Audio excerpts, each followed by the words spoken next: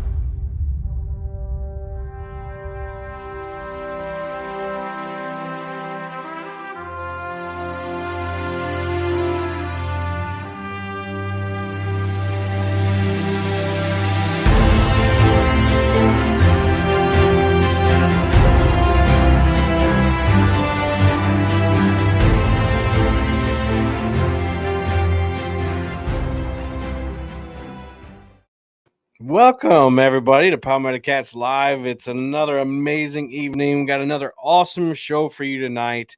Thanks for everyone that's already come in. I just want to welcome you tonight. Remember to hit that thumbs up, subscribe, share it out so that more people can come in because we have an awesome guest. We've been planning it for over a month now, just trying to get him in his schedule because Spencer Bauer of River Certified travels a whole lot. Hence the title of this show, Around the World with Spencer Bauer. So we're very fortunate to get him to give us an hour of his time to sit here and answer questions and tell us a little bit about his journeys and the traveling he's been doing. And if you have any questions, feel free to put them over here in the chat box. And if you have a cool comment or you have an awesome question, then I'll highlight it and we'll get Spencer to answer it. But we got a whole bunch of questions for him, and we'll get started with that in just a second. I don't know if you were in here, if you got caught by the commercial or whatever, but the Monster Hunt is this Saturday night. We have 9 awesome anglers that'll be here on this channel, and basically the biggest fish wins. It was an awesome show last year. The biggest fish on the live stream was a 68-pound blue cat caught by Double C Catfishing, and it was just an awesome night. So it's going to be just as good, if not better. We have an amazing lineup of anglers that catch big fish on the regular, and in October, this fall fishing is, it's where it's at. So I've heard for big fish. So you are not going to want to miss it. The Golden Whiskers, the nomination committee is meeting this month, so I put out a survey there so that you can put your input in it and we can listen to your input to see who should be nominated for all these awards. So if you haven't checked that out, check out the community page on the Palmetto Cats YouTube page, or go to Facebook and check that out in various groups that it's posted on Facebook. If you don't do Facebook, again, it's on the community page of this YouTube channel. Also, it's time for sponsorships. If you want to sponsor an award, remember the Golden Whiskers will be at the Catfish Conference at the end of February 2023. You don't want to miss it, and it's going to be a great show. All right, you didn't come here to hear all this mumbo jumbo. Let's bring up Spencer. What's going on, man? Oh, just enjoying listening to your mumbo jumbo. Mumbo jumbo. Hey, man, I appreciate you shaving and cutting your hair just for my show. You didn't have to do that. I feel like that just reflects the character of myself. Well, you're back from a fresh back from a striper trip this weekend where you caught some big fish. You've been blue cat fishing before that. You just got back from Spain. I mean, are you breathing now? Are you taking a break? Are you trying to catch up with life or what? I guess I mean there's stuff to catch up for with life, but Yeah. I don't feel like there's any need to take a break from fun. I mean, I'm like having a blast doing all this stuff, and I'm trying to take advantage of what I'm able to do. So I'm just Yeah, going to man. keep doing it as much as I can. Yeah, and we're enjoying the videos. You and I were talking backstage just about the videos that have already come out, and you say you have more Spain videos coming out soon. I do. There's at least 3 left yet. I don't know how I'm going to put them out yet, and I got a few other projects that kind of get in the way of video editing a little bit. So I kind Right. of got to go back and forth, and then I have some older, more local videos that I might have to put up before that, just because the Spain videos aren't all edited right now. Gotcha. So I was going to ask, we didn't come and really talk about YouTube per se, but do you plan, the videos for the season? Like maybe if you have videos from Spain, but it's the season for like fall catfishing, do you put videos out for that, or you just put them out as you have them? And I'll absolutely plan some videos, and then especially in years past when things like fishing gets a little more difficult in the late fall and winter, and then my ice fishing videos don't do all that well, because most people who watch my videos, it seems like, are southern cat fishermen that don't really care about ice fishing. And I don't blame you, because you don't do it. we didn't grow up doing it, yeah. Right. So I'll save some videos for the winter time that I think people who subscribe to my channel would enjoy a little bit more. That makes sense. Well, let's get into this Spain trip. Before we talk about like the Wells catfish and the carp and all that, I'm sure that there's a ton of planning that goes into these big trips. I mean, because you're talking about plane tickets, guides, all this stuff. Like, tell us a little bit about that and what goes into it. I mean, from where I'm at, it's a long ways away, and I don't know anybody over there. I don't really have any real points of contact. So you do as much Googling, you do as much social media research as you can, and then you take a risk on that one. That one in particular, like my Amazon trip I went on the year prior, uh, a guy with a YouTube channel called Thai Pig Patrol. He Right. had actually went down there went through that exact outfitter I went with last time, Okay. and I talked to him, and that's how we ended up planning the trip together. He said they were a good outfitter. Let's do a trip together. So that's what we ended up doing. Awesome. Yeah. So, and then the plane tickets and everything. Now, you said that the Spain trip was, I don't know, maybe people be surprised, but it was a lot cheaper than people might think. Oh, it's cheaper to go to Spain and fish for Wells catfish than it is to spend a week in Florida. That's crazy, man. Yeah, I mean, and that's counting your plane ticket. So, I mean, I'll just throw it out there. Your plane ticket, your outfitting cost, your room and board, I guess, and then all your food. We drank plenty of beers, so we had the beer deal. But you put it all out there. My portion split 4 ways, plus all my other expenses that I bought myself. I went there and back for 8 days for $1,800. That's amazing. Yeah, That's just amazing. blows my mind. Like my wife and I are planning a trip, because we need to do trips together too. It can't just all be me. That's right. But, right. And it's going to be substantially more expensive to take her on a trip for half the time and stay in the United States than it will be to go to Spain and go fishing. When I just told you that my brother and my dad and I are going to Alaska in June, and we just dropped $5,000 a piece. Yeah, no big deal. It's like, I mean, you got your plane tickets that you're more than half the price of what you just paid to go to Spain total. Mhm.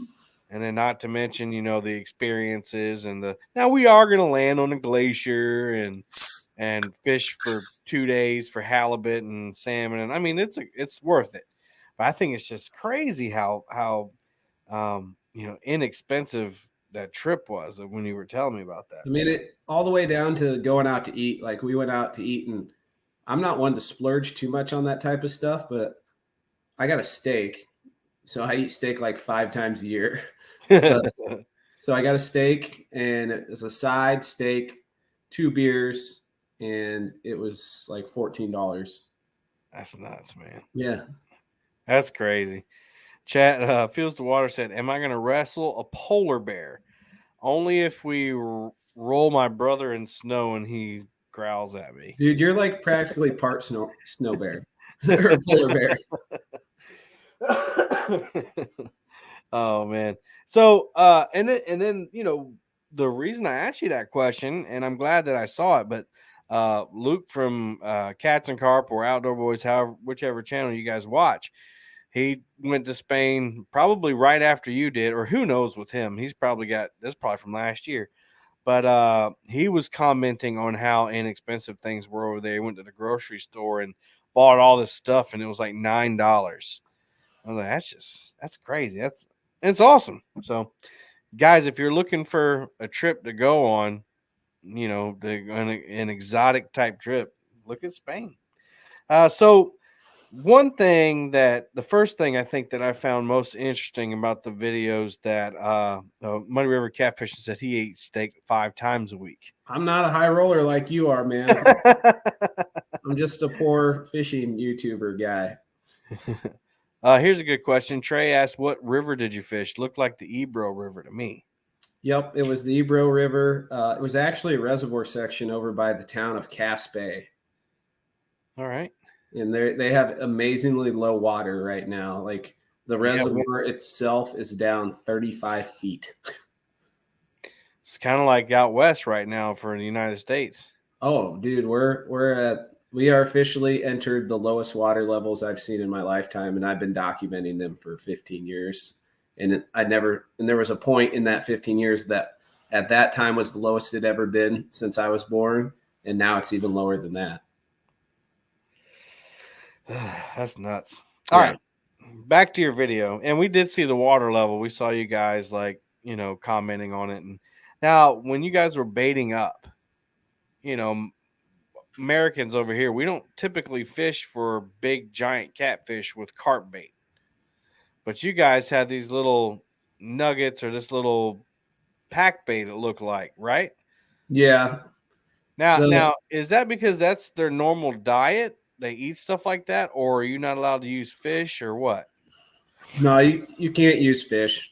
I would have loved to have put like a 15-pound live carp out just to see what happens. And based on what I saw and what the Wells catfish do, I would not have been surprised a bit if like a 150-pounder slurped him down. Like they're crazy fish. We'd be sitting there on the bank. We were talking about what we did between bites because sometimes it took a while to get a bite. Well, we'd mainly just talk trash to each other and make fun of each other. But other than that, when you're just looking out at the water, it was no big deal to see a Wells catfish like porpoise and then slap the tail with his slap the water with his tail. Really? And some of them, I mean, you can't measure them in the water, but wouldn't surprise me a bit if some of them were 8 feet or longer. And they eat, and you were catching some big ones on this little carp bait. Yeah, I mean, well, we ran some single pellet rigs, which is just a single pellet, but we talked the guide into putting 5 or 6 on at a time and just focusing on catfish the whole time. And by the time you put 5 or 6 on and then put that pack bait over the top of it, first off, it kind of looked like a dog turd. But secondly, it was almost the size of your fist. Right. So you had a chunk of bait almost fist size. And I mean, that's a substantial size bait to me. I mean, I've used much larger baits than that, but it's nothing a carp's going to suck down, So what do you think what is their normal diet? Did you research that, or did you ask the guy? Yeah, there's these things, they call them brim. So they have kind of like how we have this brim is just a group of fish. Panfish, yeah. Yeah, panfish. They have these things called roach. They have carpin, and then they have the carp themselves. And they have a species of bass down there. I'm sure they eat those too. I imagine the brim species in the carp make up the majority of their diet. I'm speculating, but I would assume that. So why is it just regulations? Are they very strict? You can't use any kind of cut bait at all? No, the only live baits you can use are like worms or maggots. That's nuts. Agreed. See, guys, we got it good over here in the States. Yes. Some states more than others. We're pretty liberal on the bait options up in Iowa. That's one thing I really appreciate about our state. Yeah, we draw the line at crappie and bass down here in South Carolina, but North Carolina, you can cut them up and use them. Mm-hmm. So how do they compare like the fight to? Well, first of all, let me ask you this: you caught Wells catfish on the bank and on the boat. It seemed like on the boat they're a little more fun. Is that true? I mean, they're both are fun. You know, I like. There's something special about catching big fish off the bank. You know, catching them off the boat is cool because they dive down and then they can really, you got to pull them up off the bottom. You know, you really feel that power straight up and down. But when you're on the bank, especially you're on a solid platform and you can like put your whole body into it on a really big fish like that. And then put like maximum drag pressure on them. And it turns into a real tug of war when you're on the bank. And I mean, I like them both for different reasons. So, and I was fortunate. I got to land a big one from the boat and then the video as it came out, but I landed a big one off the bank and both were very fun. I would take either. So here's some pictures of those catfish. Was this the biggest one you caught? You personally caught? No, I think you had a picture of the biggest one I caught. Will caught that one. I think it was like 112 or 113 right there. And then that one I caught was 115. Wow. Yeah. And then Sam's, he caught the biggest one of the trip and it went 135. I saw that picture. I couldn't fit it on the screen to where it'd be worth looking at, but he's like in the water holding it up. Yeah. Well, I mean, the fish and Sam are both giants, so it doesn't surprise me you couldn't fit them on the screen. Yeah, man. It's like turned, long way so you can get the fish in there. So how big is Sam? He's about 6'7", probably 280. 6'7"? Yeah, he's a monster. So those fish were way bigger than I thought they were. Yeah, they're big. Wow. So how do they compare? How's the fight compared to like a big flathead or a big blue cat? Oh man, they'd whoop a big blue cat or flathead's ass. Like really, I can't put it any other way. They're powerful, but the thing that blew me away was their endurance. Like I don't know if they just have that big tadpole tail kicking around down there. I mean, sure they do, but they can just keep going and going and going. And we're fighting these fish in from like 200 yards.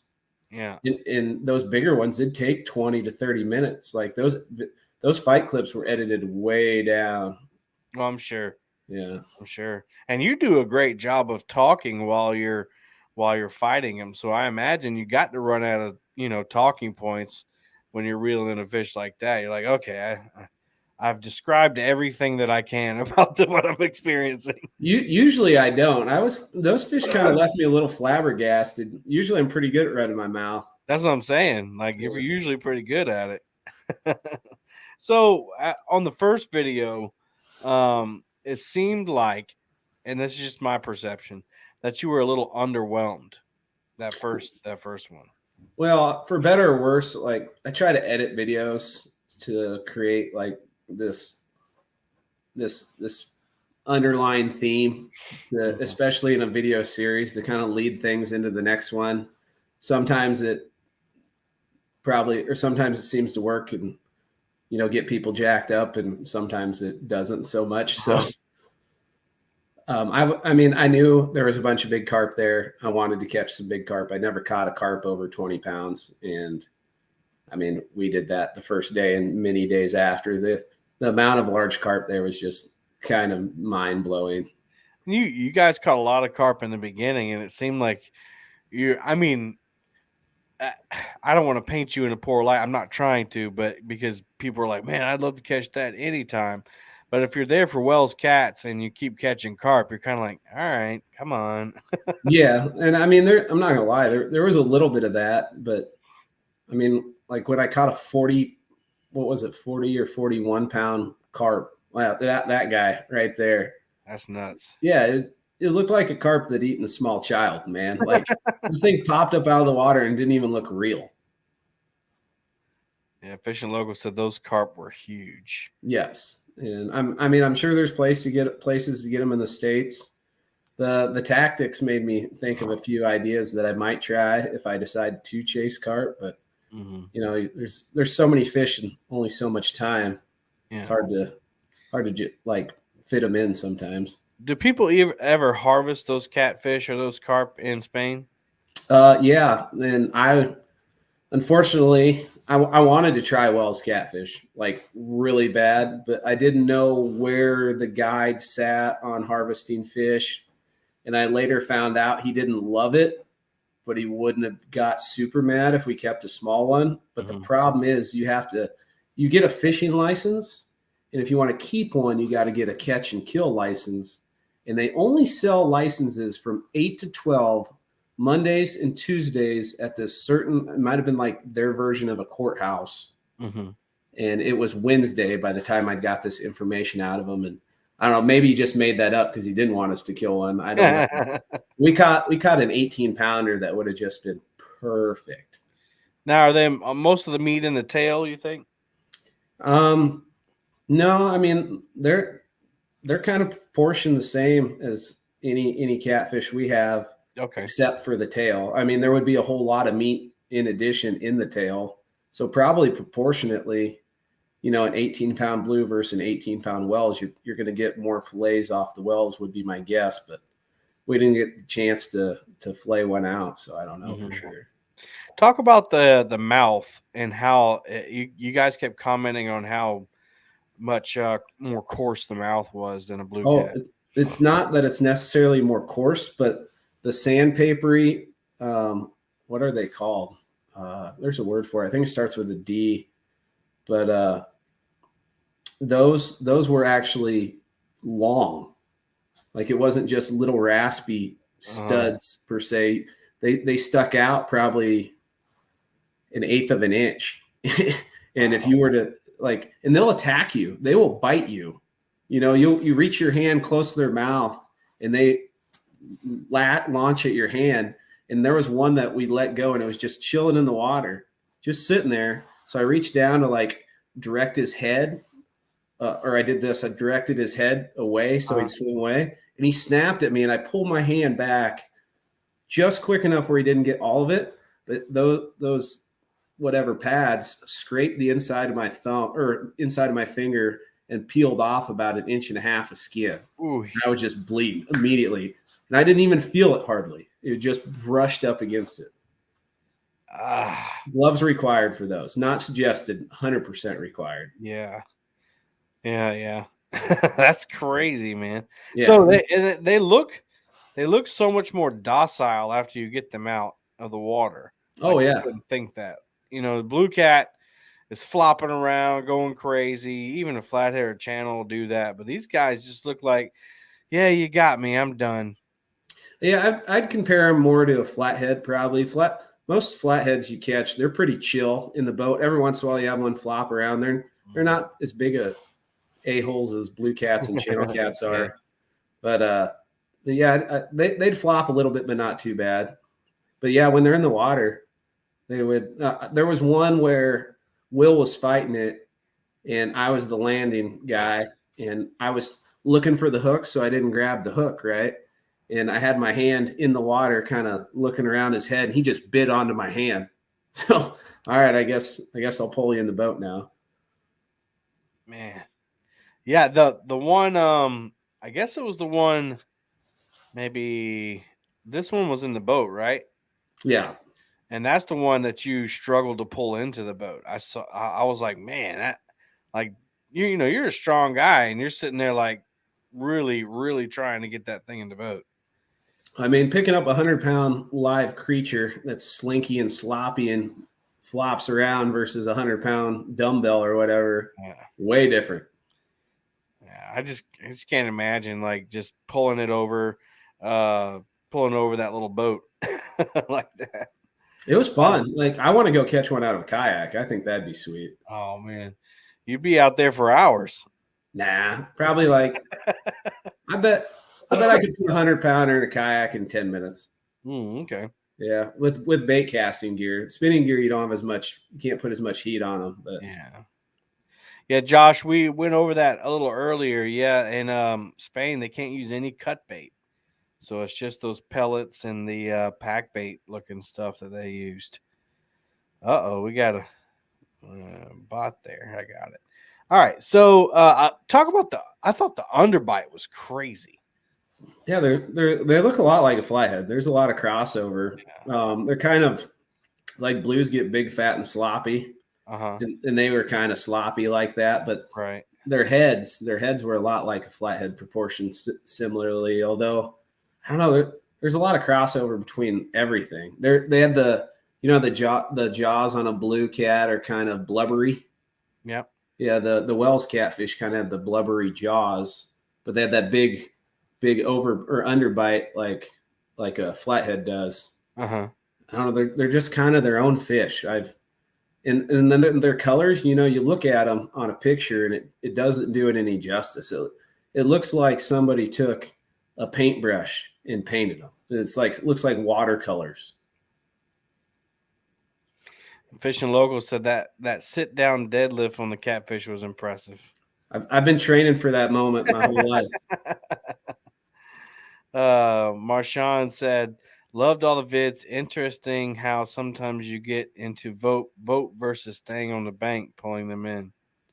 Well, that was by design. You hook a bigger fish, and how the underwater topography set up is it was a very like gradually dropping flat that went from shore to down to about 8 to 10 feet. Right. Out like 150 yards. And then it went from there and dropped straight down to about 35 feet. So we would drop our baits in that channel.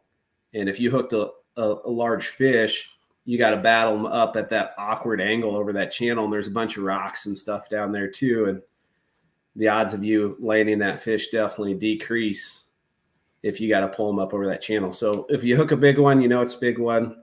We hopped in the boat. One, I was kind of stubborn and told the guide no. I wanted to catch it off the bank. So that video hasn't came out yet, but that's entertaining banter between me and him. Chaz has a great question. It looked like that y'all are using really small hooks. Oh yeah, really tiny hooks. Because that's that's opposite of what we usually do over here. Same. Like I was kind of surprised about that. Well, I mean, not really. I guess I knew they used small hooks from doing the research and checking things out that I did. But to see it in person and think about that, like they were honestly one-aught hooks, and we mentioned that they were small, and then our guide said, "Look, I busted out the big hooks, and they were 3-aughts." I was like channel cat hooks, but they have those blubbery jaws, and they seriously did a pretty good job of keeping fish on. But Maurice Cason asked what kind of rods and reels were you using?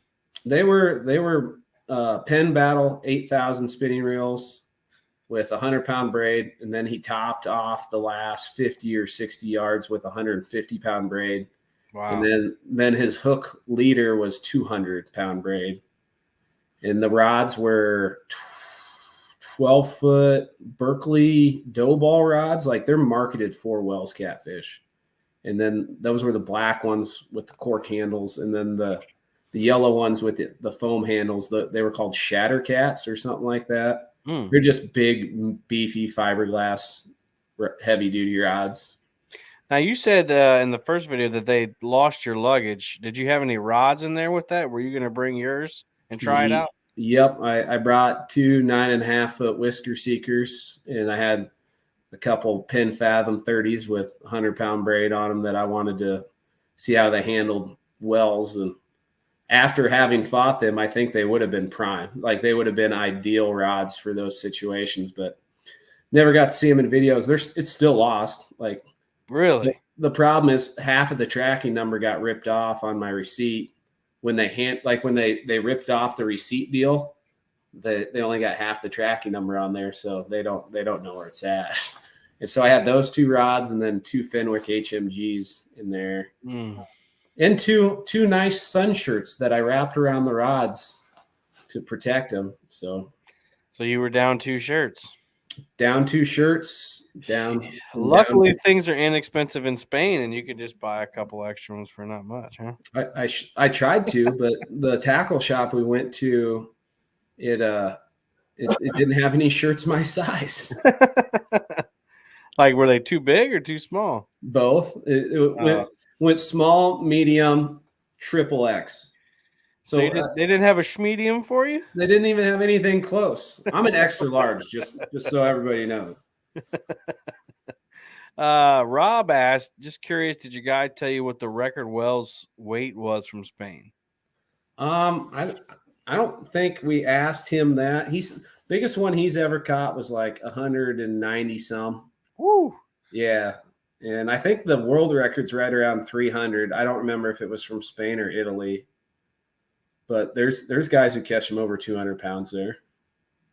But they don't come around a lot. Like, I think we're kind of desensitized from seeing all these giant Wells catfish videos that every catfish you catch there is going to be over 100 pounds. But 100 pounders a quality, like really high quality fish. Like, based on what I saw, I would compare it to a 50-pound blue, or maybe a 40-pound blue, like that's a really nice fish. Yeah, Yuri from Catfish World has spoiled us with all of the giant Wells catfish photos of him getting in the water, holding them by the tails and stuff like that. He's a guy who's dedicated his life to that fish. Like he understands that fish inside and out. He knows where the best quality waters are, and he knows not just that. Like, there's a lot to be said for the spot on the spot. Right. I could tell anybody where I'm fishing for flatheads, but if they're not aware of the highest percentage spot based on water conditions and time of year and all that other stuff, then who's to say they're going to catch any fish, Have you ever got a chance to meet Yuri? No, I've watched plenty of his videos, just geeking out for this trip. I invited him on the show once and he didn't ever. He answered me and said, "Yes, good." And then that's it. But he responded back. I was like, wow, okay, cool. He's, Where's he from? I think he's Italian, isn't he? I have no idea. I have no idea at all.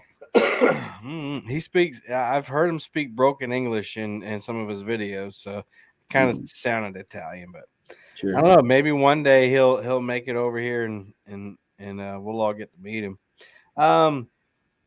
Let's see.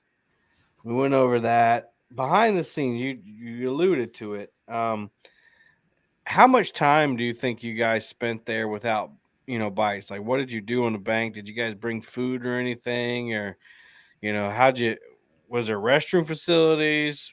Did you just sit there and pick on each other the whole time?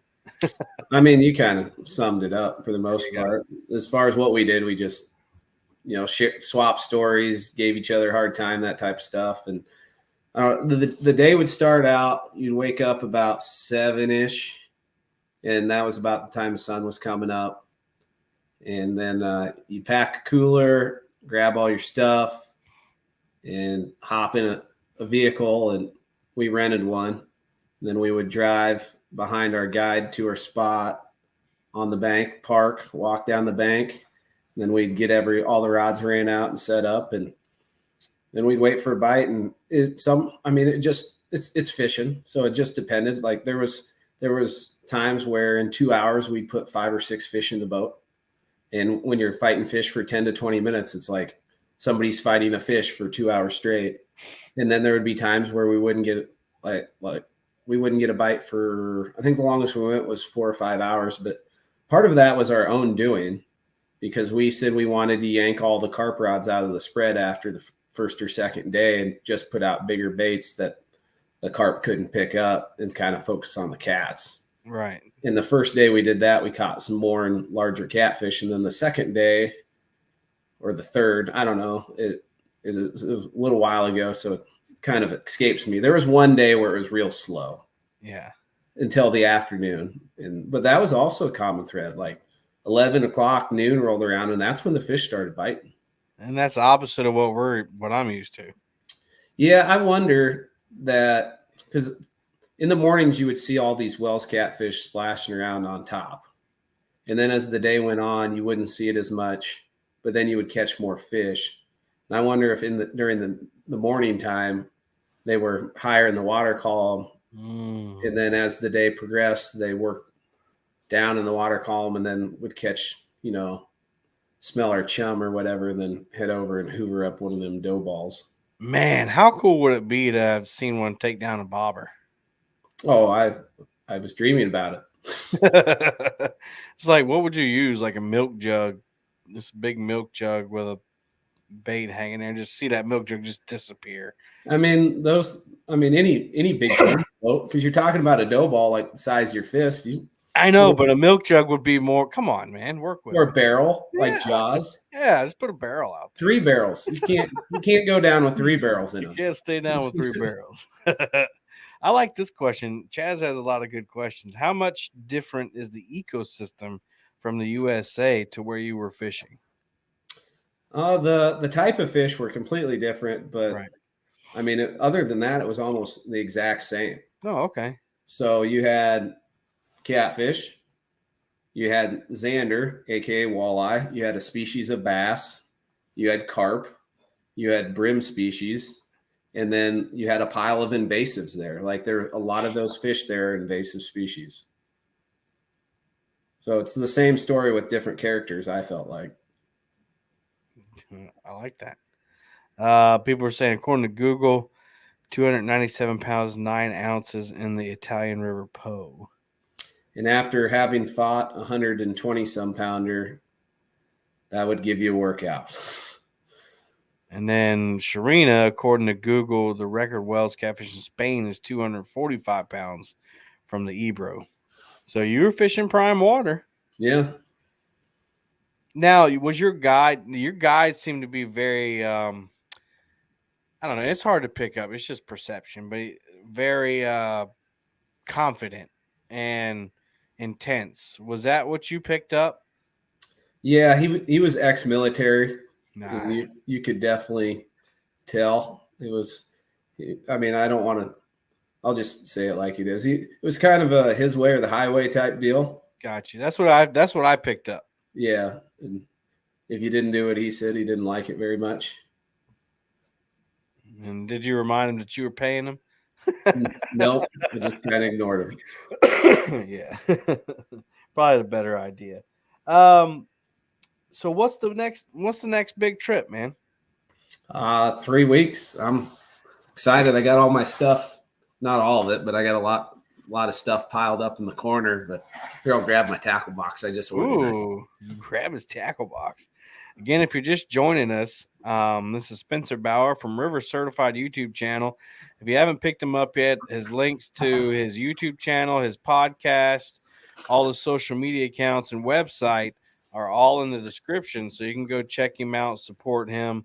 Every little bit helps so he can do these trips and make better content for you guys. I appreciate that, Kevin. Yeah, man.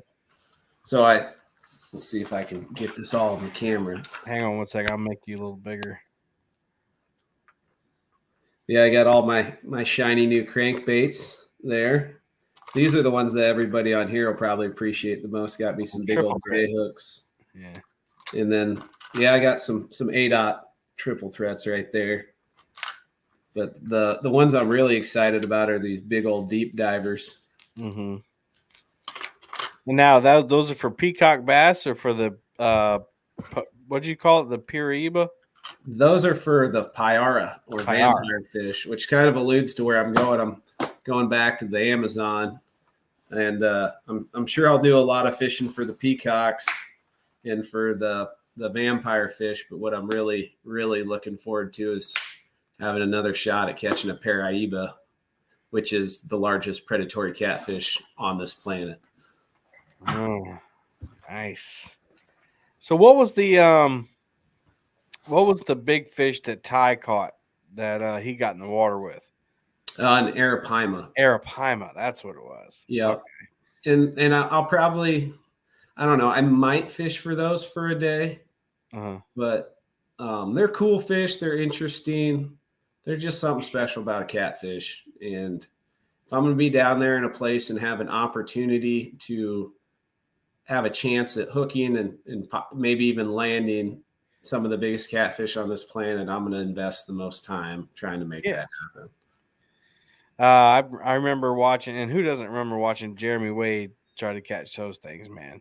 I mean, just the big giant bait, stinky bait that he threw in there. And what's like best case scenario, like dream fish on this next trip?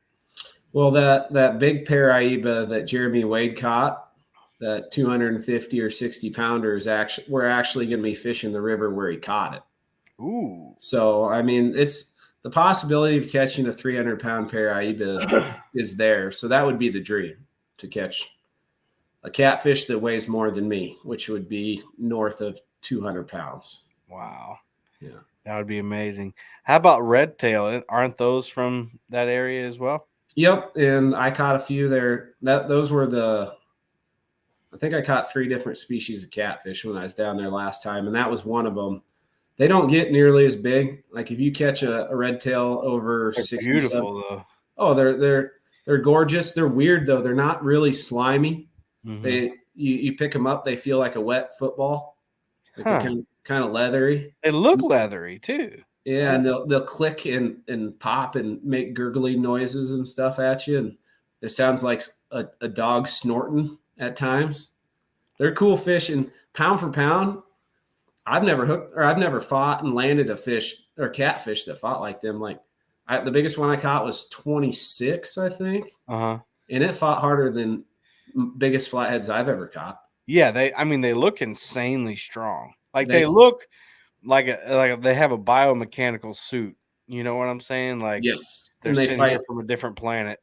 And they fight just like that. That's crazy, man. That's awesome. So when you travel and you do these big trips, how hard is it to keep up with like everyday life? Does your wife handle all the bills and everything, or communication with people? I know you like to work out and stay in shape. Do you like try to find gyms in Spain, things like that? It just depends. Like, or did you just lift rocks there on the bank and you just did squats right there on the bank? I could have. In Spain was bad. I did more 12-ounce curls than anything else in Spain. But no tall boys, no 40s. No, well, actually, they only had 10-ounce beers in Spain. But it just depends on where you're at. Like Spain, communication doesn't end. I can still could talk to my wife. The problem was the time difference. It was a 7-hour time difference. But that's another thing too, man. You got to be so patient, traveling that far. I'm a pretty patient guy. Like it's just kind of how I'm geared. I pretty much just go with the flow for the most part. Like I'll get riled up every once in a while, but usually not too bad. Yeah, I mean, auto pay for bills is a beautiful thing, so I don't have to worry about that. As long as I got money in the account, they'll take it. That's the important thing, right? But the biggest thing is just like contacting the people I care about the most. Yeah. So Spain wasn't so bad, but that's one thing with the Amazon. You are completely cut off from the outside world. Like there's no cell phone reception. There's no internet.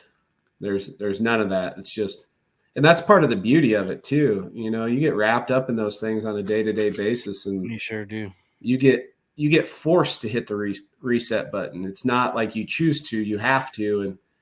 And then like at the end of the trip, or about halfway through, it's like one of the most refreshing feelings ever. So I kind of like that. It's kind of like a little bit of a cleanse, I guess. Cell phone detox. Yeah. That would be weird, just, and I'm sure you get the same way doing YouTube, but like after half the trip going, oh yeah, where's my cell phone? Like, did I, where did I pack that thing? It's kind of like the car keys. Like we went to Kansas City a couple weeks ago, and the car keys were in some pocket in my backpack, and I didn't have to look at them until 4 days later. So I'm like, oh yeah, where'd I put those things? Yeah, it's a similar deal. I've started using my phone for filming the last 5 or 6 months. Yeah. And that transferred over to Spain. But last year when I was in the rainforest, I didn't use my phone at all. And you're absolutely right. I just kind of forgot about it. Packed it up. That's awesome. Can you just sleep anywhere?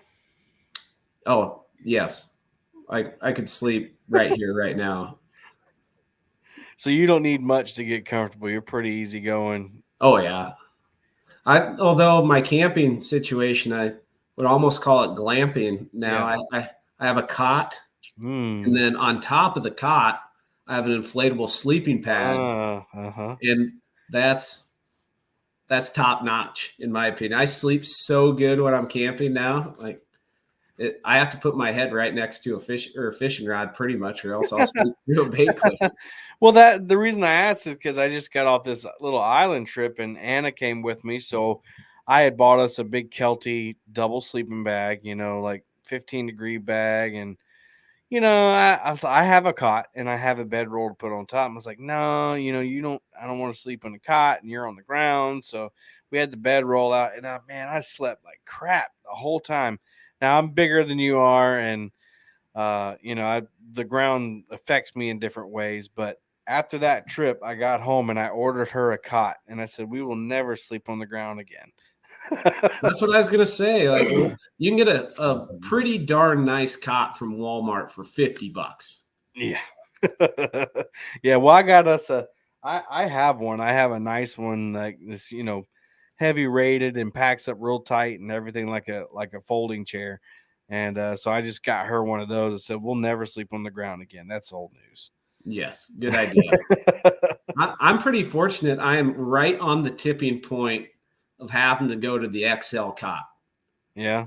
Yeah. So that's what I got. And I should get one of those because it'd probably be more comfortable. Oh, but yeah. I can sleep anywhere, so it doesn't really matter. It's amazing, man. Like it even has a little slight incline where your head goes. So you can use one of those little camping pillows and still sleep comfortably. With a regular cot, it's just flat, but. So here's a game changer. And I'll throw that word around loosely. Oh, listen up, peeps. You can take one camping pillow, or you could take two camping pillows. And that's what I've started doing. And that's the real game changer. I'm going to have to, man. I got one it's really cool. It folds into it's got the pillow in it, and you can slide it down into like a cloth sack. Mm-hmm. And then when you're done, you slide it back on the other side, and it's a waterproof sack. Nice. Yeah. So I'm gonna get one of those, and I have one. I'm gonna get another one because the first night camping, I went out and Anna's texting me, "Hey, what did you forget? What do you need?" I said, "Bring pillows. Bring pillows, please, and lots of them." Yes. Somebody asked, "How's your buddy from Pig Patrol, Josh?" He's good. He was actually over in my neck of the woods Monday, and we were trying to line it up, but I had a guide trip on Monday that I was running, so it didn't work out. But we're actually, we might go fishing next week. I have a trip planned closer to where he lives, and we'll see if he can come out and meet me. But he's doing good. He's got a little girl right now that was born just a few months ago, so he's got his hands full. Gotcha. So you just got back from a striper trip in Tennessee where you caught these bad boys. Yes. There's one. There's another. And there's another. And I stole those. These pictures are courtesy of Top Knox Fishing. Yep. Mark. Yep. So tell us a little bit about that trip. They're not my new favorite fish, but they might be my new favorite fish. Okay. They're a different critter. I've caught a few. I caught a few last winter. Marshawn caught a few, I think, either stripers or hybrid stripers. I can't remember when I took her out down in Florida.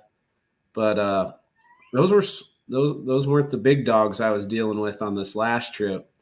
And to hook a fish on a catfishing rod, like the gear I used for flatheads, and watch 30 yards of line melt off of it in an instant was an experience I'd never had in fresh water. And then we're trolling around 1 to 3 pound live skipjack.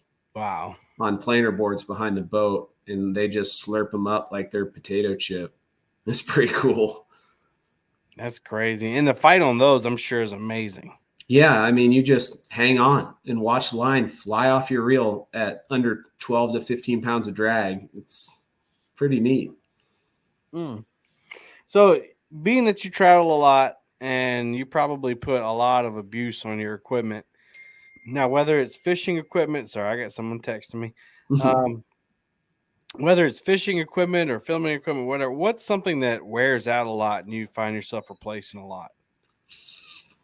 Lately, it's been reels. It hasn't been so much travel, but guiding is one of the most abusive environments for fishing, because you have people on your boat who aren't familiar with the gear you have and don't know like the little nuances, the little things you need to do to keep it functioning the way it's supposed to. And then on top of that, the people that you have on, they're jacked to be out there. They're so stoked. And then you see a bite and they hook the fish and they're fighting the fish. And, you know, they're super excited, not thinking about those little things. They're just thinking about getting the fish in. And then the wear and tear on your gear from that has been definitely the biggest thing. Like I ordered 3 new rods today and then 3 new reels today, not because I wanted to, but because I had to to keep running guide trips. And it's just part of the deal, you know. And honestly, it's one of the things I enjoy the most is how jacked people get when they hop on the boat and they see a rod take a nosedive, you know. That was my next question, is how's that going? You started that earlier this year or last year? Last year. This is my second year. My last Iowa guide trip of 2022 was Tuesday. And now you guide in Florida now, right? Yep. My first trip down there will be January 16th. I still have a few open dates, so if anybody wants to meet me on the Apalachicola River and catch a bunch of blue cats and stripers and hybrid stripers. Yeah, you guys can check that out. All those links are in the description, guys. Just whether you're on the computer or on the phone, just click that little button, the down arrow down there. And I just basically copied and pasted all his links from his YouTube channel right into there, so they should work. And if they don't, just go to River Certified YouTube channel, and he's got all of his links in the description, so you can check it out.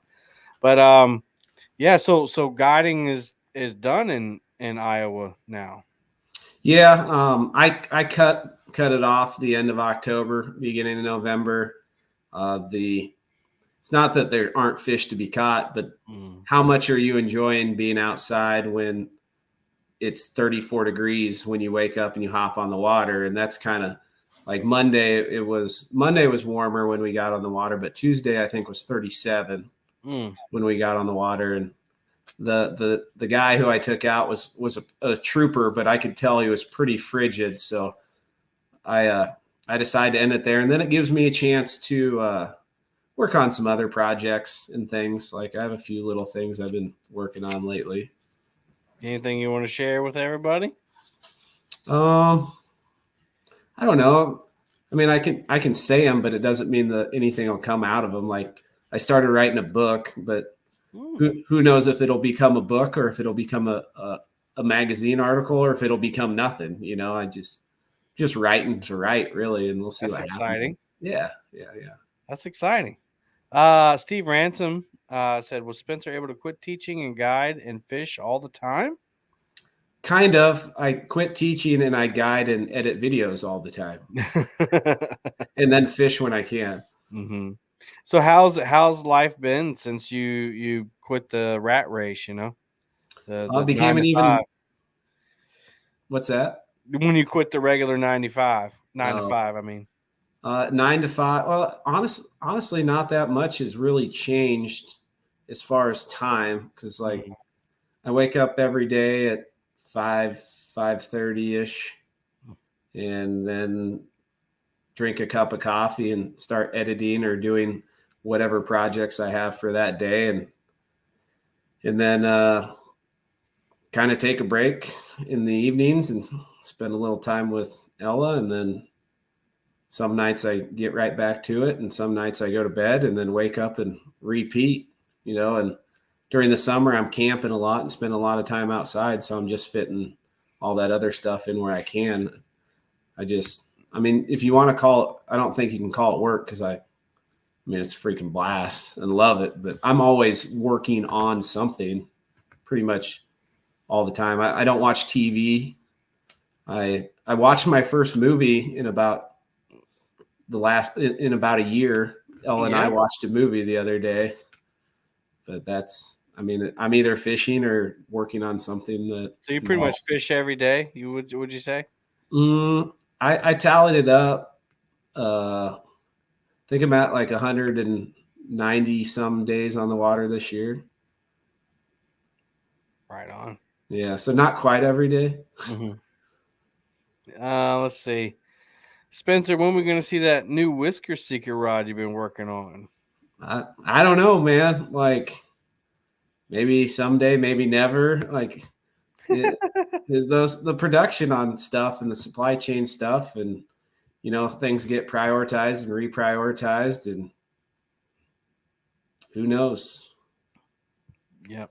So what advice do you give anyone, and it doesn't have to be YouTubers, but anyone who wants to do like any kind of trip? Where do you start researching, and what do you suggest they do first when they're thinking about it? Like for going on a fishing trip? Like it doesn't even have to be international, but you want to go someplace and catch a fish that you've always dreamed of, or break a PB or something like that. Like, where do you start? I'd start with the fish that you want to catch. Okay. In summer, so you start with that, and then you start looking for what would be bodies of water that have fish populations that meet the goals you want to get. So I'm a guy who likes big fish, so I always look for big fish water. Some people like to catch a pile of fish, like if you want to catch a lot of this species of fish, there's some bodies of water that are better for that. And so just think about what you want. Mm-hmm. Start there, and then start poking around on the internet, looking around for like what would be considered potential trophy bodies of water. One, for me, the big fish, an easy place to start. Where are the world records at? Where are the state records at? And sometimes the hardest one is my favorite fish, like flatheads. Like, where do the biggest flatheads in the world swim? Who knows? Like, they're fish that are hard to sample. They're a fish that's elusive, and world records could pop up literally anywhere. Like, I think it's Elk City Reservoir or something along those lines in Kansas is where the world record came from.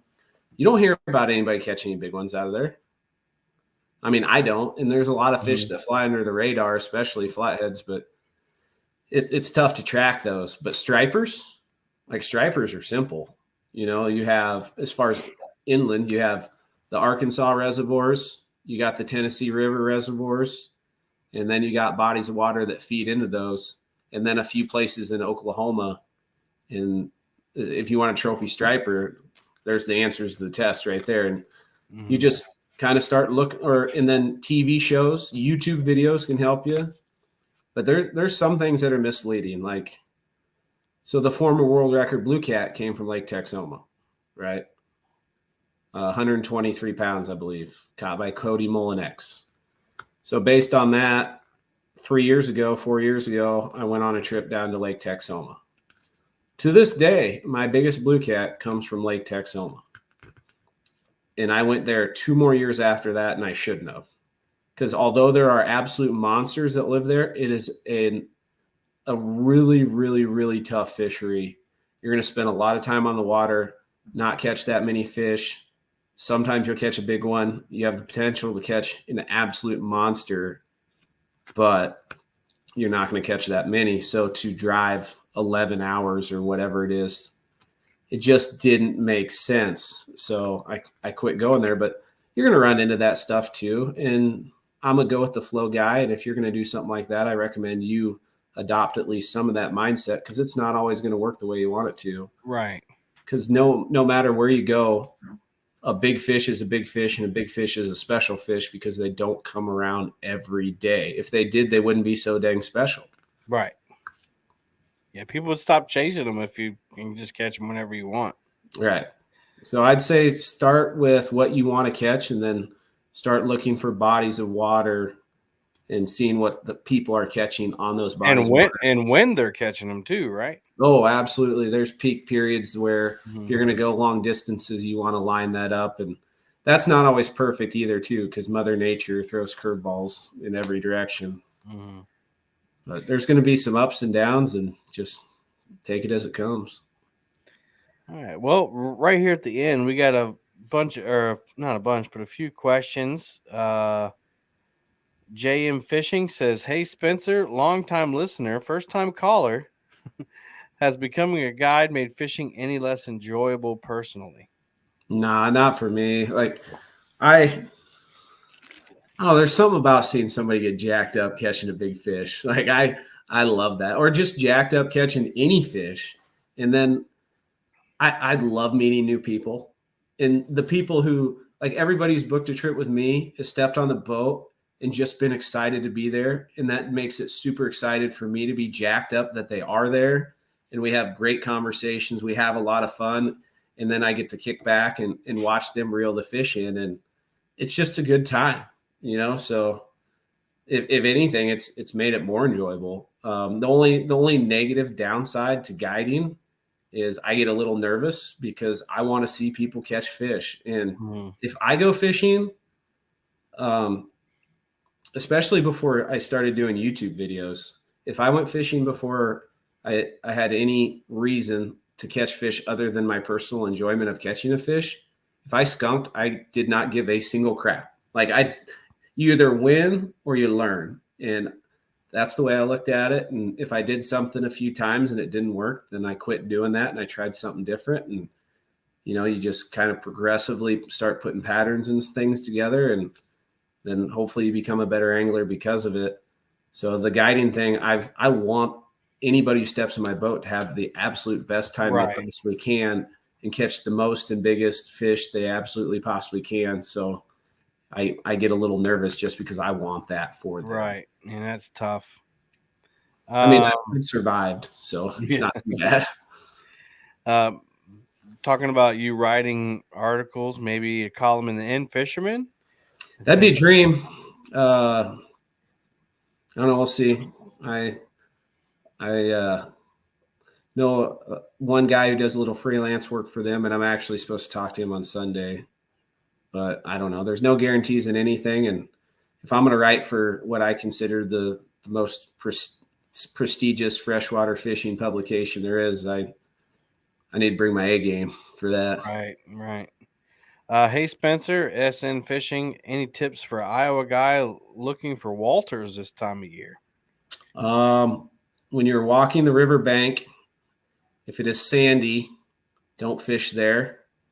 If it is gravel bottom, fish there. And not every place with gravel is going to have walleyes, but few places without gravel will have walleyes, especially and it's easy to identify with the water as low as it is because you're walking on what is normally underwater. And if you're walking on something that has gravel, you can assume that gravel extends into the water. And there will be some walleyes there. Just because you don't catch them on that day doesn't mean they're not there, because they're the most fickle, pain in the butt fish to catch on a consistent basis aside from flatheads.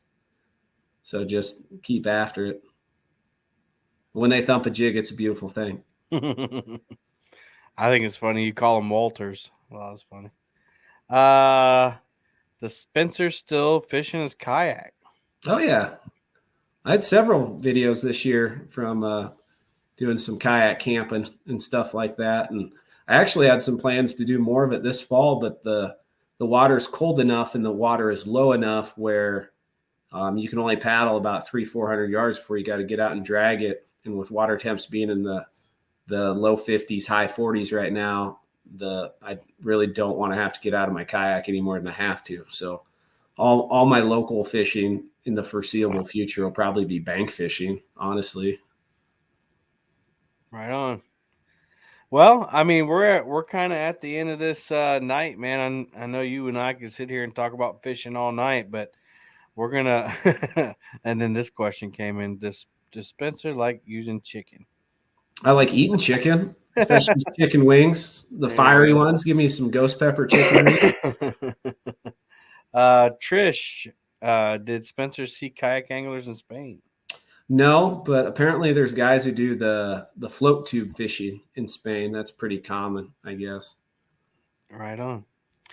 Well, man, I appreciate you spending time with us. I think it's awesome that you carved out some time for us, and look forward to seeing the rest of your Spain videos and upcoming upcoming Amazon videos. And we wish you the best of luck with all that stuff.